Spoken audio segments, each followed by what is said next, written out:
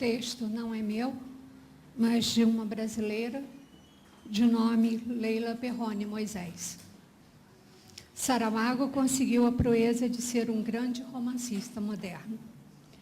Quando José Saramago chegar ao céu, Deus Pai lhe fará cara feia, pois o escritor fartou-se de denegri-lo em seus romances. Mas Deus Filho, que era também homem, advogará a seu favor, porque Saramago foi um humanista, quer em suas ideias, quer na prática de algumas das maiores faculdades humanas, a de imaginar e de narrar. Desde seus primeiros romances, Saramago dedicou-se a levantar do chão, por meio da palavra, os homens oprimidos e esquecidos por Deus, Pai, ou pelos outros humanos mais favorecidos. E que palavras! Com ele, a língua portuguesa readquiriu, ao mesmo tempo, a majestade de um Vieira, o humor de um Eça de Queiroz e a beleza poética do Pessoa prosador. Não por acaso esse filho de analfabetos, alfabetizado tardio, foi apelidado de imperador da língua portuguesa. Qualquer que seja a posição dos leitores com relação às opiniões políticas do homem Saramago, ninguém pode acusá-lo de ter feito literatura partidária ou militante. O romancista defendeu suas ideias, não com pregação política ou lições de moral, mas por meio da melhor literatura de ficção.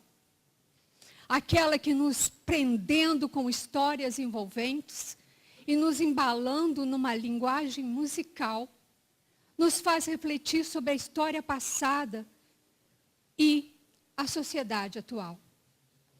Apesar da firmeza de suas ideias, em seus romances, Saramago sempre tratou a história e a realidade com mão leve, num registro imaginário, por vezes fantástico, que levantando o leitor do chão, a este o devolvia mais lúcido. A primeira coisa de que se devem lembrar os críticos de Saramago é que ele foi um narrador de parábolas. A parábola é uma narrativa alegórica, cujo sentido moral não é explícito, mas deve ser recriado pelo ouvinte ou leitor. Assim, o ano da morte de Ricardo Reis demonstra o contrário do que pretendia o heterônimo pessoano. Sábio é aquele que se contenta com o espetáculo do mundo.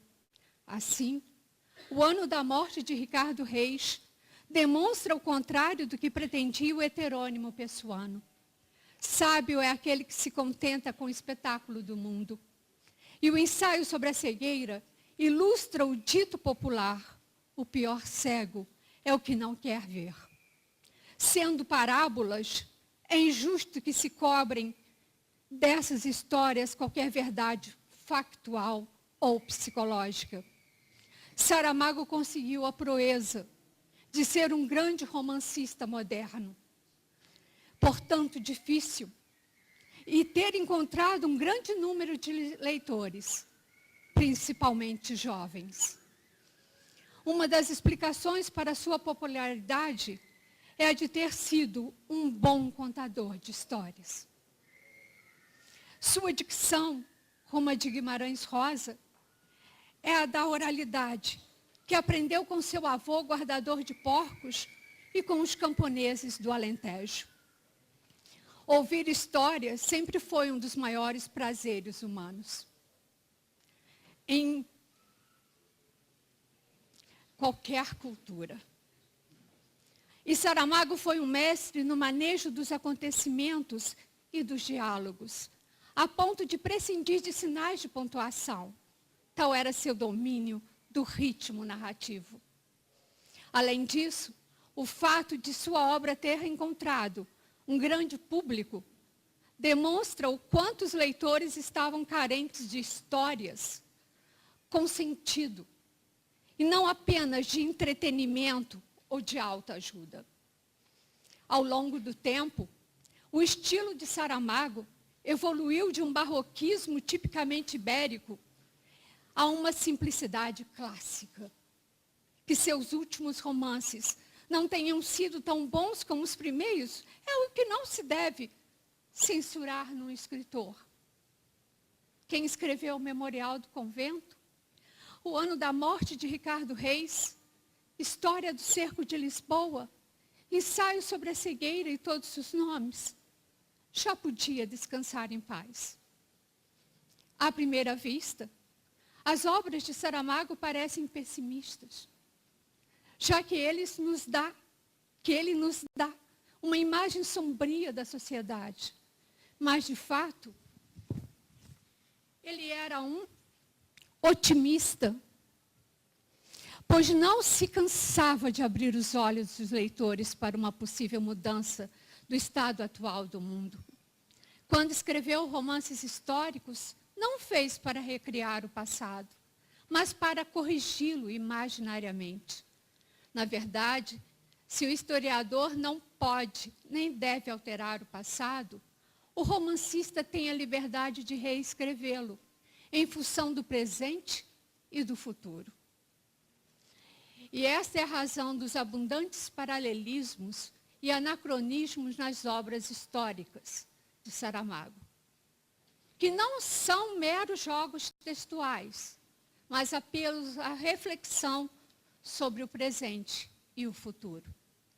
O mais sombrio de seus romances, O Ensaio sobre a Cegueira, termina com uma alusão à esperança, em sua evocação do passado ou em sua visão do presente. As obras de Saramago se abrem para um futuro que não seja mero destino ou fatalidade, mas que preserve os valores humanos, dentre os quais o da arte literária. A visão de Saramago nos fará muita falta. Em Manual de Pintura e Caligrafia, o narrador personagem fala dos mortos. Despeço-me dos mortos, mas não para os esquecer. Esquecê-los, creio, seria o primeiro sinal de morte minha. Além disso, após escrever tantas páginas, fez-se-me a convicção de que devemos levantar do chão os nossos mortos, afastar dos seus rostos, agora só ossos e cavidades vazias, a terra solta, e recomeçar a aprender a fraternidade por aí. Saramago continua vivo em sua obra e na memória daqueles que tiveram a felicidade de o conhecer.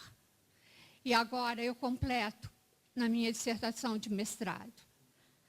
É preciso levantar do chão os nossos mortos, disse Saramago. E eu completei. Porque esquecê-los é morrer.